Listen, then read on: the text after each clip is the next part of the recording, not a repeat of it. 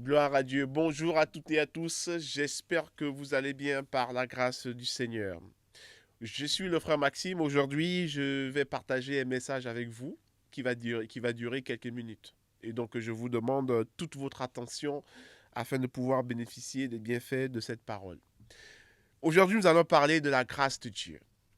Nous allons, dans un premier temps, comprendre ce que c'est que la grâce de Dieu. Donc, c'est un terme que nous entendons très très souvent dans la bouche de plusieurs, très souvent ceux qui sont croyants, par la grâce de Dieu. Alors aujourd'hui, nous allons comprendre un peu ce que c'est que la grâce de Dieu. Donc, nous commençons un enseignement qui va s'étendre sur plusieurs.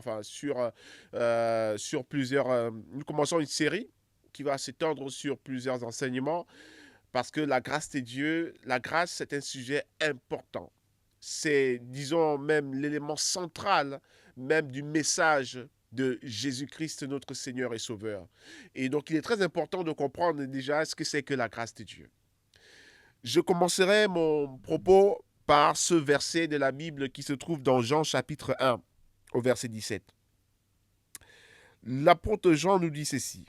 Car la loi a été donnée par Moïse. La grâce et la vérité sont venues par Jésus-Christ. La loi a été donnée par Moïse. La grâce et la vérité sont venues par Jésus-Christ. Donc, on comprend ici l'expression même, l'ingrédient même de la grâce communément connue de tout le monde. On comprend ici que c'est à cause de la venue de Jésus-Christ que quelqu'un peut dire aujourd'hui par la grâce de Dieu. Et donc, on va essayer de comprendre un peu ce que ça veut dire. Qu'est-ce que cela signifie quand quelqu'un dit que par la grâce de Dieu, je suis en vie, par la grâce de Dieu, j'arrive à prêcher aujourd'hui, par la grâce de Dieu, j'arrive à partager un message pour qu'un maximum de personnes soient bénies. Par la grâce de Dieu, j'obéis à la volonté de Dieu. Donc, qu'est-ce que cela signifie, la grâce de Dieu? Je vais nous prendre encore un autre exemple pour essayer de comprendre un peu ce que c'est que la grâce. On va regarder dans Romains chapitre, on va prendre Romains chapitre 8. On va regarder dans Romains chapitre 8, me semble-t-il. On va regarder dans Romains. On va Romains chapitre 8. Qu'est-ce que la parole de Dieu nous dit? On va prendre un verset. Romains. Alors, c'est peut-être pas, c'est pas Romains chapitre 8, c'est plutôt, oui, c'est Romains 12. Je vais regarder pour comprendre un peu ce que c'est que la grâce de Dieu.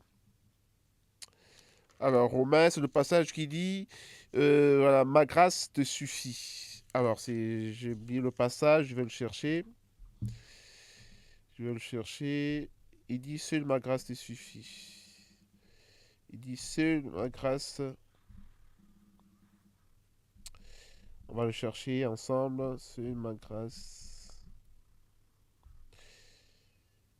Voilà. Donc, oui, c'est pas dans Romains, plutôt c'est dans 2 Corinthiens 12, verset 9, autant pour moi. Oui, 2 Corinthiens 12, verset 9. On va regarder. Dans 2 Corinthiens 12, verset 9. Qu'est-ce que le Seigneur dit? Dans 2 Corinthiens 12, verset 9. Il dit, 2 Corinthiens 12, verset 9, qu'est-ce qu'il est dit dans cette parole? C'est l'apôtre Paul qui parle. Je vais commencer à partir du verset 8. Il dit, 3 fois, j'ai prié le Seigneur de l'éloigner de moi. Je vais même remonter pour nous mettre un petit peu dans le contexte. Je vais commencer la lecture à partir du verset 7. Et pour que je ne sois pas enflé d'orgueil à cause de l'excellence de ces révélations, il m'a été mis une écharde dans la chair, comme une infirmité, une maladie dans la chair, un ange de Satan pour me souffleter et m'empêcher de m'enorgueillir.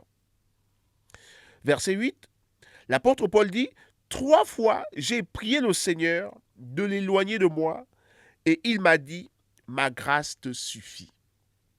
Il m'a dit, ma grâce te suffit. Car ma puissance s'accomplit dans la faiblesse.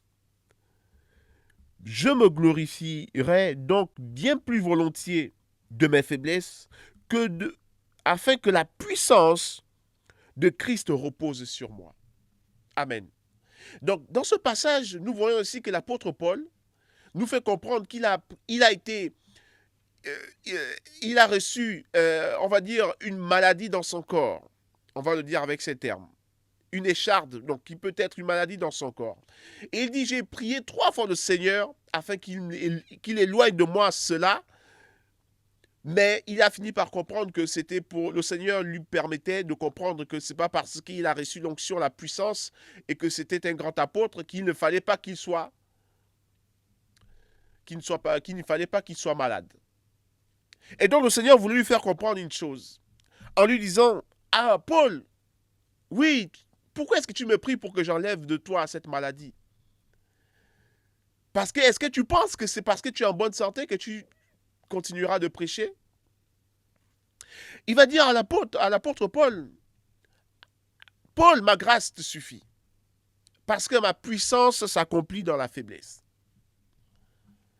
Qu'est-ce que cela signifie? Ma grâce te suffit parce que ma puissance s'accomplit dans la faiblesse. Qu'est-ce que le Seigneur essaie de faire comprendre à l'apôtre Paul? Il est en train de faire comprendre à l'apôtre Paul que, en fait, Paul, ma puissance qui se manifeste aujourd'hui, ce n'est pas à cause de tes efforts. Amen. L'onction qui se manifeste aujourd'hui, les miracles que je fais au travers de toi aujourd'hui, les prodiges que j'ai accomplis au travers de toi aujourd'hui, ce n'est pas à cause de tes efforts. Ce n'est pas à cause de ton intelligence. Ce n'est pas à cause de tes diplômes. Ce n'est pas à cause de tes capacités. Et donc, je veux te faire comprendre. Je veux te laisser dans cette faiblesse pour que tu comprennes que tout ce que j'accomplis aujourd'hui au travers de toi, c'est parce que je t'ai donné une capacité que toi, tu n'as pas. Amen, amen. Je t'ai donné une capacité surnaturelle que le monde ne peut pas te donner. Je t'ai montré tes limites pour que tu ne dises pas que j'ai pu prêcher à beaucoup de gens, j'ai pu ouvrir beaucoup d'églises, j'ai pu faire beaucoup de voyages parce que j'ai été en bonne santé, parce que j'étais en forme, parce que je n'ai pas eu des problèmes. Et donc, parce que j'étais bien portant, j'ai pu faire beaucoup de choses. Et donc, en étant dans ce contexte, on comprend que si nous accomplissons des exploits en tenant compte du fait que nous avons fourni un effort, on n'est plus dans le cadre de la grâce de Dieu. Amen. La grâce de Dieu, par définition, vient exclure tout effort humain dans son œuvre, dans l'œuvre de Dieu.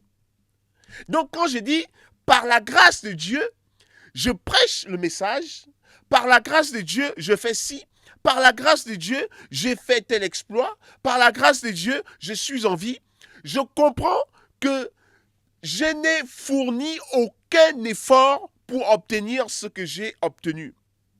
Amen, amen.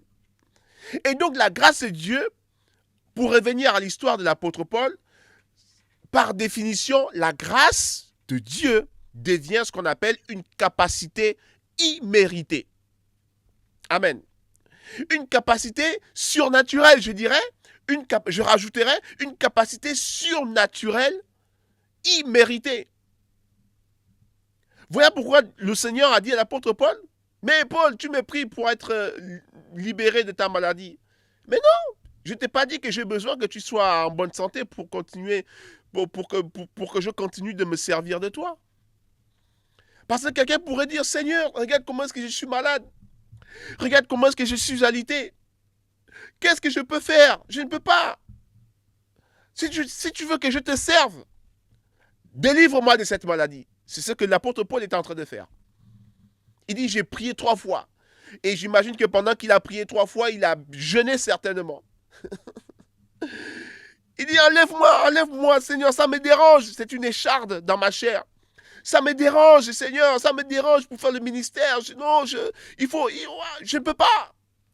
Le Seigneur lui a dit, non, Paul, ma grâce te suffit. Et donc, la grâce de Dieu, c'est une capacité imméritée. C'est un don surnaturel. C'est un don surnaturel que Dieu nous fait par Jésus-Christ. C'est un don. Donc, l'expression même de la grâce, si on veut rentrer un peu dans des termes étymologiques, vous allez comprendre que la grâce, vous voyez, en fait, c'est un don. C'est quelque chose qui t'est confié gratuitement,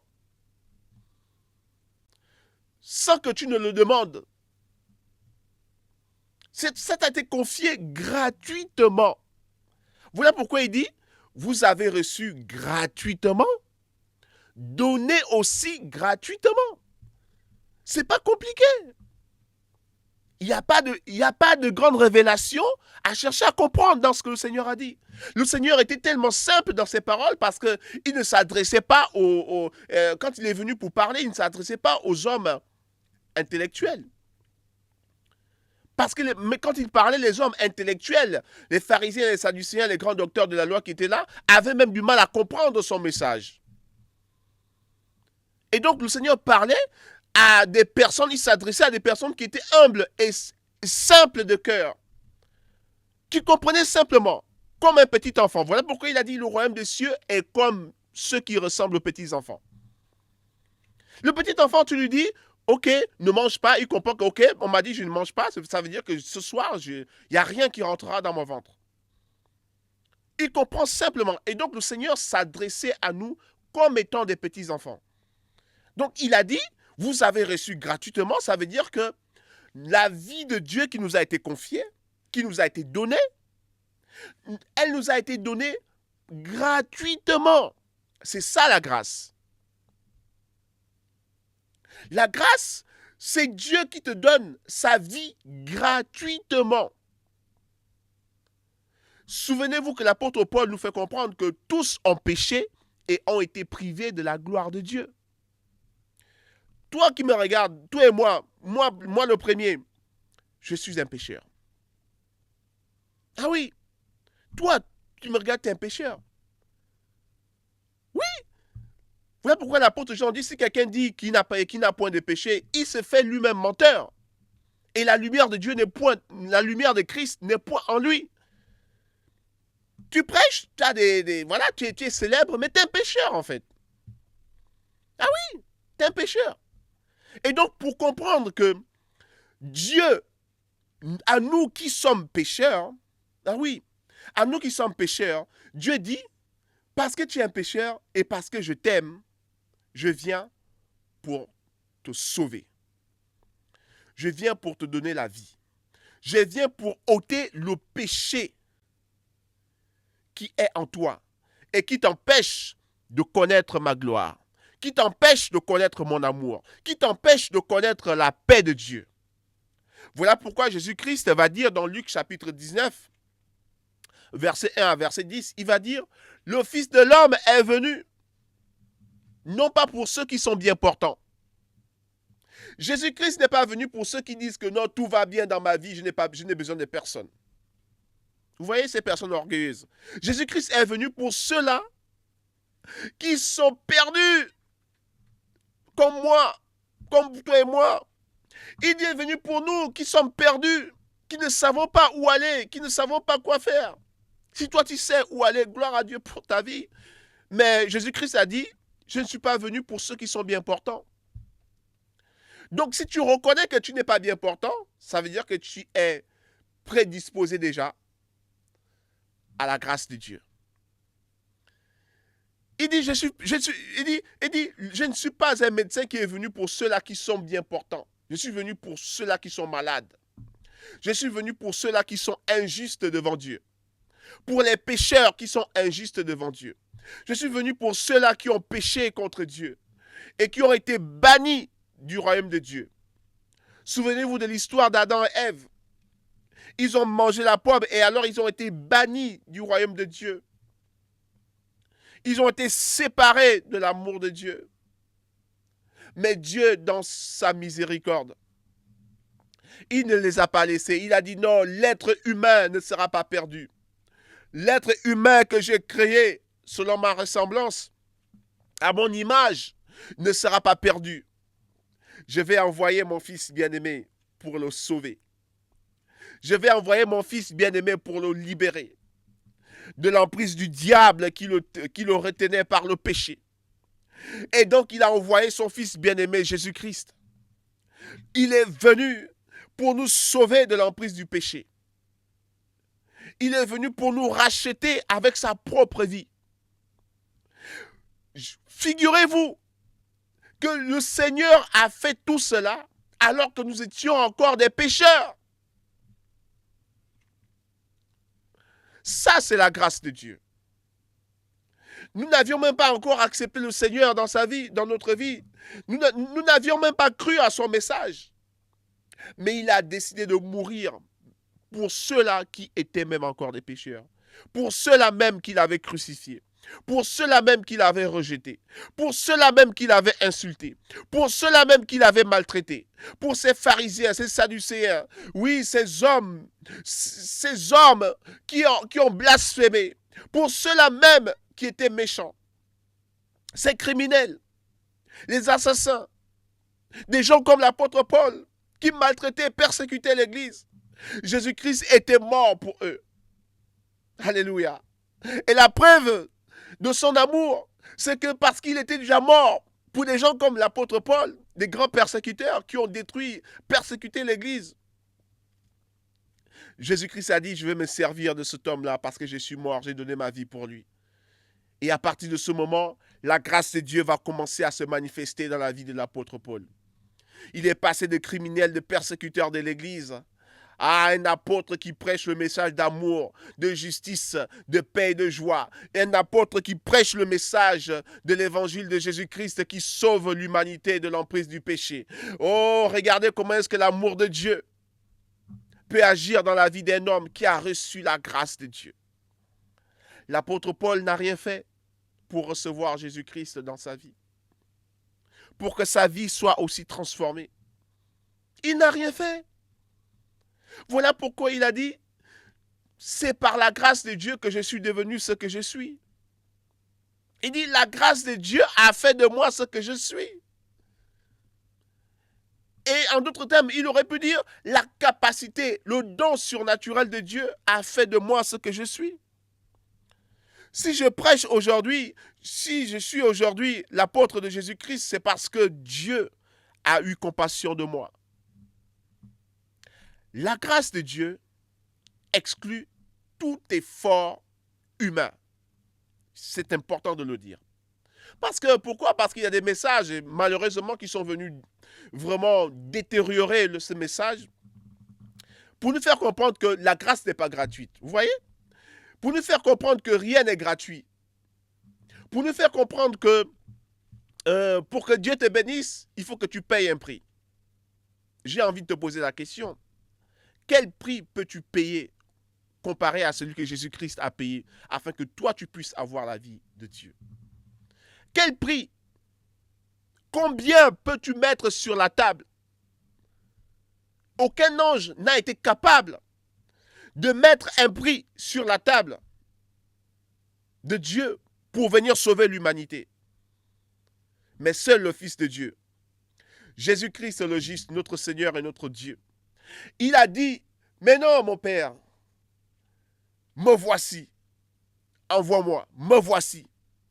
Je vais sauver l'humanité. Je vais libérer l'humanité. Il a donné sa vie gratuitement pour toi et moi. Dites-moi, y a-t-il un prix plus important que celui que Jésus-Christ a payé? De quel prix vous me parlez? Tu vas jeûner pendant toute l'année, tu appelles cela un prix? Payer un prix? Tu vas faire des sacrifices, on va dire des offrandes, comme c'est couramment dit, sacrificielles, tu vas donner beaucoup d'argent. Tu appelles cela un prix? Tu vas faire des dons, tu appelles cela un prix? Mais non, c'est de rabaisser le message de la grâce de Dieu. Il a dit au travers du prophète Zacharie, ce n'est ni par la force, ni par la puissance, mais c'est par mon esprit, dit l'Éternel. Donc il dit que c'est moi qui fais en vous ce que vous êtes en train de vivre. C'est moi qui vous donne l'amour que vous êtes en train de vivre aujourd'hui. C'est moi qui vous donne la paix que vous êtes en train de vivre aujourd'hui. La joie que vous vivez aujourd'hui en Christ, c'est moi qui vous la donne. La preuve en est qu'il y a des personnes qui ont toutes les richesses de ce monde, on va dire, qui sont extrêmement riches, dans le sens littéral du terme. Ils sont très riches, mais tu vas voir que c'est des personnes qui ne sont pas joyeuses, qui recherchent la paix du cœur, la paix de l'esprit, qui recherchent quelque chose parce qu'en elles, il y a un vide. Il y a un vide, il y a un vide. Elle dit, mais j'ai l'impression qu'il me manque quelque chose. J'ai des entreprises, j'ai de l'argent, j'ai des maisons, je suis célèbre, mais j'ai l'impression qu'il me manque quelque chose. Mais oui, il te manque Jésus-Christ. Il te manque la vie de Dieu en toi. C'est pour ça que l'argent que tu as ne peut rien te donner concernant le royaume de Dieu.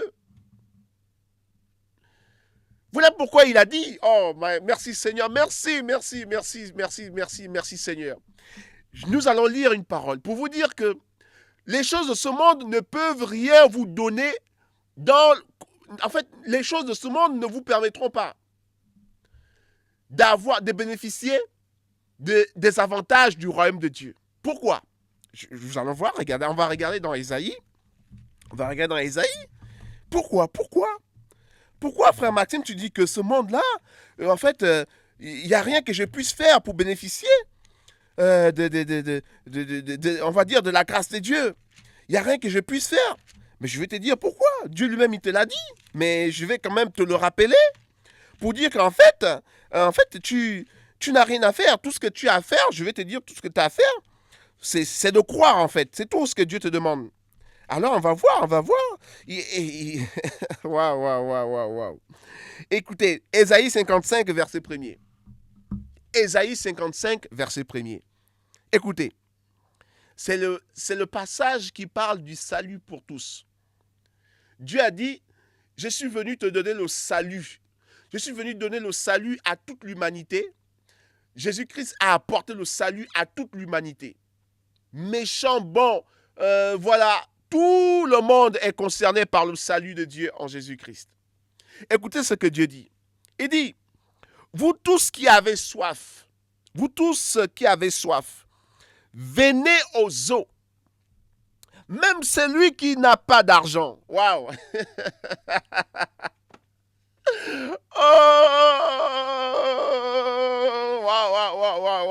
Waouh! Il dit, vous tous qui avez soif. Oh Seigneur. Même celui qui n'a pas d'argent. Venez acheter, manger. Venez acheter du vin et du lait. Sans argent, sans rien payer. Oh!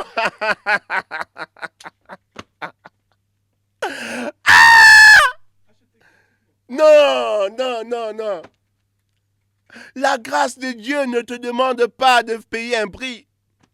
Si un prédicateur t'a demandé de payer un prix, de faire quelque chose pour obtenir une bénédiction de Dieu, c'est un menteur. Voilà, partage-lui ma vidéo. Dis-lui que le frère Maxime a prêché sur la grâce. Il a dit, si tu me demandes de faire quelque chose pour que Dieu me bénisse, c'est que tu es un menteur.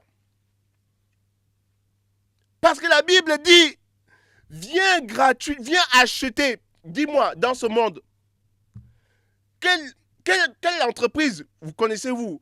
Vous connaissez-vous un endroit où on achète des choses? Il dit acheter sans argent. Dans le monde, quand on dit acheter, c'est que tu amènes quelque chose. Tu viens avec ta carte bancaire, tu prends la marchandise, tu payes par carte bancaire ou en espèces ou en chèque. Et puis tu pars. La chose t'appartient. Mais Dieu dit dans son royaume, c'est pas comme ça. Tu achètes gratuitement, même celui qui n'a pas d'argent. Même celui qui n'a pas d'argent. Quel est ce commerçant qui vend gratuitement sa marchandise? Quel est ce commerçant qui vend gratuitement sa bénédiction? My God. Quel est cet entrepreneur, ce chef d'entreprise qui vend gratuitement sa marchandise? Mais il y a quelqu'un qui avait déjà payé un prix. Jésus-Christ. Il a dit, tout est accompli. Il a dit, tout est accompli. J'ai payé le prix. J'ai payé le prix de tout le monde. Passé à partir d'Adam jusqu'à maintenant, jusqu'à ceux qui vont arriver, je paye le prix pour tout le monde. Je paye pour tout le monde. Et parce qu'il a payé pour tout le monde, donc la rançon a déjà été payée. Le rachat a déjà été effectué. Tous ceux qui veulent maintenant le salut peuvent venir gratuitement. Tu n'as pas besoin de jeûner 3 jours pour obtenir la grâce de Dieu. Tu n'as pas besoin de jeûner 3 jours pour obtenir l'amour de Dieu. Tu n'as pas besoin de jeûner 3 jours pour que Dieu te bénisse. Tout ce que tu as besoin, c'est de recevoir Jésus-Christ dans ta vie. C'est de laisser Jésus-Christ entrer en toi. Et parce que Jésus-Christ, c'est lui la grâce de Dieu. C'est lui la grâce de Dieu. Qu'on ne te demande pas de faire quelque chose pour obtenir la bénédiction de l'Éternel. Mais non. Il a dit, viens puiser gratuitement. Il dit, viens, tu n'as pas d'argent, c'est pas grave, viens. Tu n'es pas capable, c'est pas grave, viens. Tu te sens impuissant comme l'apôtre Paul, c'est pas grave. Ma grâce, ma puissance s'accomplit dans la faiblesse. Ah bon? Oh Seigneur, je ne sais pas comment prier, je ne sais pas jeûner, je suis perdu. Oui, je n'ai pas d'assemblée, les gens me rejettent, je me sens déprimé. Alors viens à Jésus-Christ. C'est gratuit, c'est gratuit, c'est gratuit. La grâce de Dieu, elle a surabondé. Elle est vraiment surabondante. La vie de Dieu est abondante. Viens à lui. Viens simplement à lui. Dieu ne te demande pas de payer un prix. Parce que le prix a déjà été payé. Donc arrêtez de prêcher un faux message aux gens. Arrêtez de prêcher un faux message aux gens. Arrêtez de prêcher un faux message aux gens. Arrêtez de prêcher un faux message. Il ne voit pas, mon frère. Lui, non, donne, mon frère, donne, on va prier, donne. Arrêtez de prêcher. Oh, oui, merci, gloire à Dieu. On va aller jusqu'au verset 3. Oh, my God. Alors, donc, je disais, Ésaïe 55, il dit, vous tous qui avez soif, venez aux eaux, même celui qui n'a pas d'argent. Venez acheter et manger. Venez acheter du vin et du lait sans argent, sans rien payer. Verset 2. Pourquoi pesez-vous de l'argent pour ceux qui ne nourrissent pas? Oh my God. Pourquoi travaillez-vous pour ceux qui ne rassasient pas? Écoutez-moi donc, et vous mangerez ce qui est bon. Et votre âme se délectera de mets succulents. Verset 3. Prêtez l'oreille et venez à moi. Écoutez et votre âme vivra. Je traiterai avec vous une alliance éternelle. Waouh! Pour rendre durable mes faveurs envers David. Oh my God. Il dit, je rendrai durable mes faveurs envers vous. Il dit, je rendrai durable mes faveurs envers David. Nous sommes ces descendants-là de la tribu, de la race de David. Ces descendants-là. Oui, vraiment, nous descendons de cette lignée-là. Donc, Jésus-Christ, notre Seigneur et notre Roi, le fils de David. Oui, c'est de lui dont nous descendons. Donc, Dieu nous dit ici, il rendra durable ses faveurs envers nous. Il rendra durable ses faveurs envers nous. Nous sommes les descendants de David. Jésus-Christ, on l'appelle fils de David. Bartimée pouvait dire fils de David. Nous sommes descendants de ce roi merveilleux. Et Dieu dit, il rendra durable ses faveurs envers cette descendance. Quelles sont les faveurs dont il parle ici? Tout ce dont vous avez besoin se trouve en Jésus-Christ. Tout ce dont nous avons besoin se trouve en Jésus-Christ, mon frère, ma soeur. Cher ami, tout ce dont l'être humain a besoin se trouve en Jésus-Christ. Ne laisse pas le monde te manipuler. Ne prêchez pas un message qui n'est pas conforme à ce que Dieu a dit. Il n'y a rien à payer dans le royaume de Dieu. Il n'y a rien à payer. Sauf si vous partez faire alliance avec le diable, il va vous demander de donner votre âme en rançon. Vous voyez? Donc il y a un royaume où vous pouvez payer de votre vie. Vous donnez votre vie sur l'autel. Et voilà, et en retour, il vous donne la gloire. Il a dit à Jésus, il a dit, toi donc si tu m'adores, je te donnerai tout ce royaume, car c'est à moi qu'il a été confié. Donc, la seule personne qui demande quelque chose en retour, c'est le diable. C'est le diable. Donc, ici, Dieu ne vous demande pas de payer un prix pour être sauvé. Qu'y a-t-il de mieux entre vous et moi? Qu'y a-t-il de mieux que d'être sauvé? Qu'y a-t-il de mieux que de rater son entrée dans le royaume de Dieu? Et Dieu nous dit, tu as beau avoir tout ce que tu as. Il dit bien au verset 2, pourquoi pesez-vous de l'argent pour ceux qui ne nourrissent pas? Tu cherches de l'argent pour payer ton loyer. Tu cherches de l'argent pour payer les charges même de ton église. Tu te bats même. Tu as une grande église, mais il y a tellement de charges que tu es obligé de te battre pour de manipuler les gens. Tu es obligé de faire des choses qui ne sont même pas conformes à la parole de Dieu. Pourquoi? Parce que tu as envie de satisfaire un besoin. Mais Dieu te dit non. Ma volonté n'est pas dans ce que tu es en train de faire. Parce que ma grâce n'est pas payante. C'est pas vrai. Tu ne peux pas payer la grâce de Dieu. Quel sacrifice peux-tu faire? Le sacrifice ultime a déjà été accompli. Jésus-Christ a payé le prix pour vous et moi. Quel autre prix veux-tu payer? Sauf si tu vas dans le royaume du diable, et là, oui, tu auras des prix à payer. Parce que le diable ne donne rien gratuitement. Donc, tu veux la gloire, il te donne la gloire, mais en retour, il demande ton âme. Voilà pourquoi vous entendez l'expression « vendre son âme au diable ». Mais jamais vous avez entendu parler « vendre son âme à Jésus-Christ ». Jamais. Parce que tu ne peux pas vendre ton âme, non. Tu peux pas. Il ne te demande pas de vendre, parce que un prix a déjà été payé. Jésus-Christ a donné de sa vie sur l'autel du sacrifice. Le sacrifice ultime a déjà été accompli. Donc, le Seigneur est satisfait. Dieu est satisfait du sacrifice qui a été accompli à la croix par Jésus-Christ. Il est tellement satisfait, il a dit, oh, c'est bon, ça suffit. Vous pouvez venir gratuitement. Venez, le salut, il est gratuit. Si quelqu'un vous dit que le salut n'est pas gratuit, c'est un menteur, ne l'écoutez même plus. Allez-y lire votre Bible, vous allez comprendre qu'il vous a prêché un mauvais message.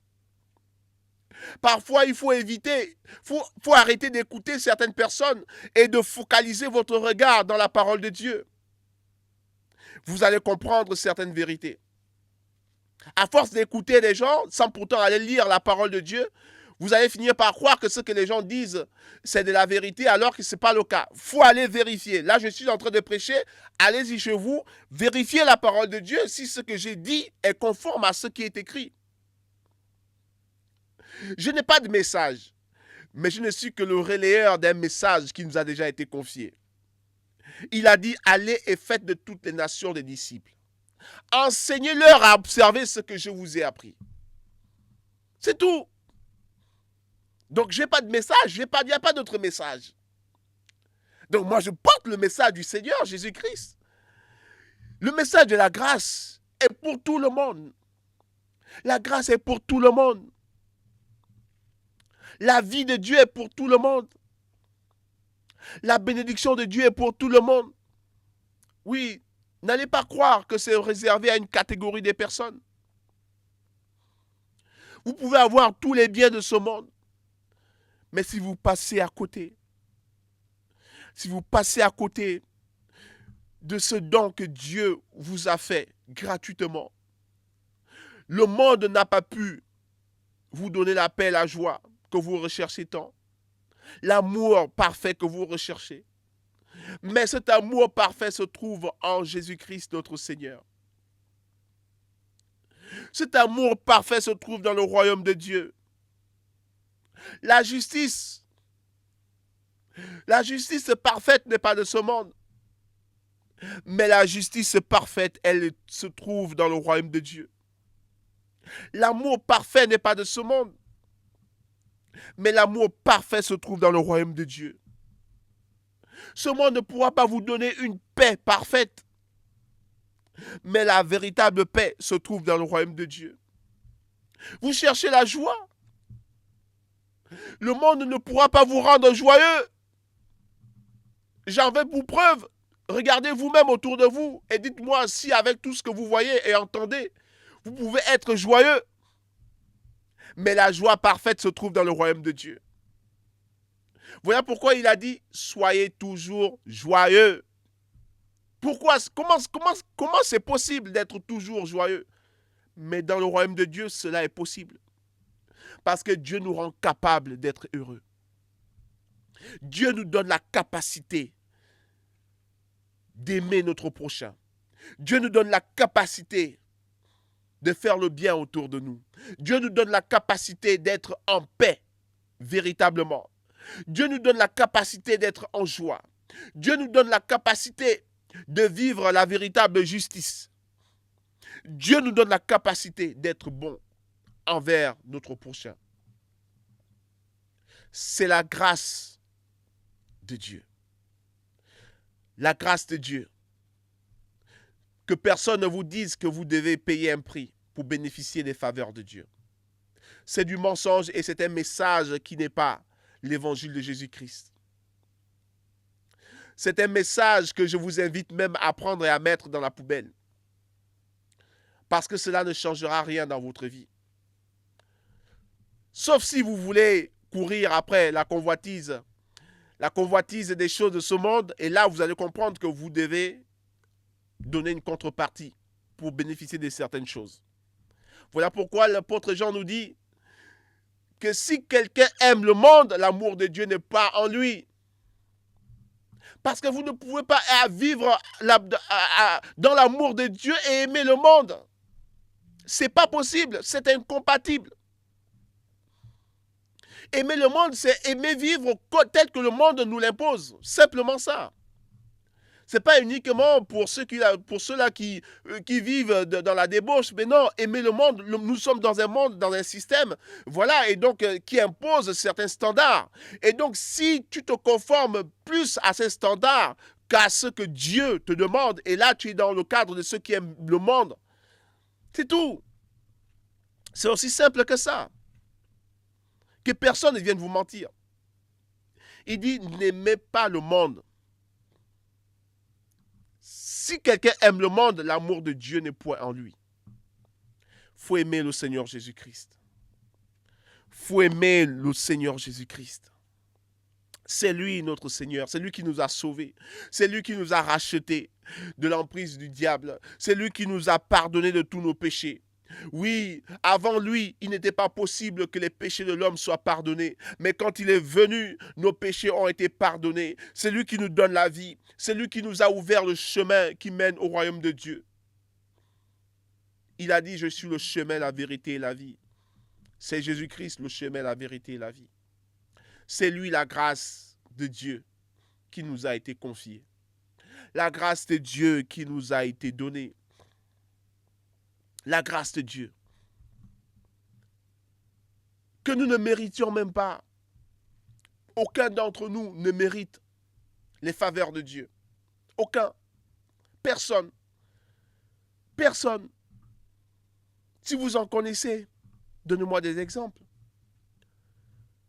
Personne. Dieu lui-même, il dit une personne. Il dit tous ont péché et ont été privés de la gloire de Dieu. Nous avons tous péché. Et nous avons été séparés de la gloire de Dieu. Mais Jésus-Christ est arrivé. Il nous a rachetés. Il nous a réconciliés avec Dieu le Père. Nous qui étions séparés de lui. Il ne nous a pas demandé de payer un prix afin de nous réconcilier avec Dieu. Il n'a pas dit, Maxime, bon, tu veux être réconcilié avec Dieu, ton Créateur, bon, allez, voici ce que je te demande. Fais ça pour moi et après, voilà, vas-y, jeûne, va faire un sacrifice, va faire une offrande, voilà, sois obéissant, voilà, envers tel, envers moi. Et après, si je vois que tu es fidèle, et puis je pourrais te réconcilier avec Dieu. Vous voyez? Il n'a pas dit ça. Il est venu prendre Maxime qui était dans son péché. Il est venu prendre Maxime qui était dans tous ses défauts. Il est venu prendre Maxime qui l'insultait, Maxime qui le rejetait, Maxime qui criait même dans les rues pour dire qu'il insultait les chrétiens, qui insultait tous ceux qui croyaient en lui, en Dieu, en Jésus-Christ. Il est venu prendre ce Maxime-là. Un jour, pendant un week-end de Pâques, j'étais là, le Saint-Esprit est descendu sur moi. J'avais tellement honte de moi que je disais, Seigneur, je vais changer de vie. L'alcool avait pris ma vie, l'ivrogne avait pris ma vie. Franchement, j'étais désemparé, je ne savais plus où aller. J'étais presque perdu, j'étais dépressif. Mais il est venu, il a dit, non, ne t'en fais pas. Je ne t'en fais pas. Viens gratuitement prendre le salut. Viens acheter sans argent. Parce qu'un prix avait déjà été payé. Le Saint-Esprit est arrivé dans ma vie et a transformé ma vie. Voilà, je n'ai rien fait. J'ai simplement cru. Vous voyez? Pour avoir de la foi, tu n'as pas besoin d'aller voir un banquier pour qu'il te fasse un prêt pour que tu puisses avoir de la foi. Vous voyez? Ça, c'est encore une grâce. Une capacité surnaturelle que Dieu nous donne de pouvoir croire à ce qu'il a fait pour nous. Et il nous dit, je te donne cette capacité, la foi. Tout le monde a la foi dans son cœur. Parce que nous croyons tous en quelque chose. Donc si nous avons cette capacité de croire, de faire confiance, ça veut dire que quelque part, Dieu a mis en nous une capacité surnaturelle. Vous voyez? Et ça, nous n'avons pas payé quoi que ce soit pour avoir cette capacité. Si je crois, ce n'est pas parce que j'ai fait quelque chose pour avoir cette aptitude à croire à la parole de Dieu. Non, j'ai rien fait. C'est par la grâce de Dieu.